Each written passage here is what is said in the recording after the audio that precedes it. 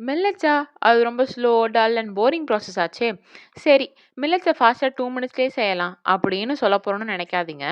Fast ப்ராசஸ்ன்றது நம்ம வொர்க்க கம்மியாக்குறோன்ற பேர்ல நம்ம பண்ற ஒரு முட்டாள்தனம் தான். அஃப்கோர்ஸ் மார்னிங்னா நம்ம ஒரு ரஷ்ல இருப்போம். So better go with fast குக்கிங்ன்னு கையில கிடைக்கிறத சாப்பிடுவோம். மார்னிங் நம்ம எடுக்கிற அந்த ஃபுட் தான் ஆஃப்டர்நூன் லஞ்ச் வரை நம்மள ஸ்டேபிளா வச்சிருக்கும். அண்ட் அதுல நம்ம முழு கன்சர்ன குடுக்கணும். அந்த வகையில மில்லட்ஸ கன்சிடர் பண்ணலாம். ரொம்ப ஹார்ட் ஒர்க்கும் இல்ல, ரொம்ப ஃபாஸ்ட் அண்ட் ஈஸி ப்ராசஸும் இல்ல. Just something healthy that will be both easy and chemical free. மில்லட்ஸ்னா ஒரு பயம் வரும். How to cook? பயமே வேண்டாம். ரொம்ப சிம்பிள். நார்மலா நம்ம குக் பண்ற ரைஸ்க்கு ஆல்டர்னேட்டிவ்ஸா கூட மில்லட்ஸ யூஸ் பண்ணலாம். லைக் சாம்பார் ரைஸ்ல ரைஸுக்கு பதிலா மில்லட்ஸ் ஆட் பண்ணலாம். அண்ட் ஆல்சோ தயிர் சாதம், புலாவ்னு நெறைய டிஷ்ஷஸ்ல ரைஸ்க்கு ஆல்டர்னேட்டிவ்ஸா யூஸ் பண்ணலாம்.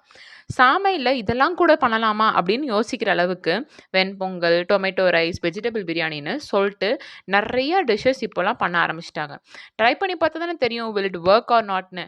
யாருக்கு தெரியும்? அட் லாஸ்ட் நியூ ரெசிபீஸோட நியூ டிஷ்ஷஸ நீங்களே இன்ட்ரோடியூஸ் பண்ணலாம். So give it a try.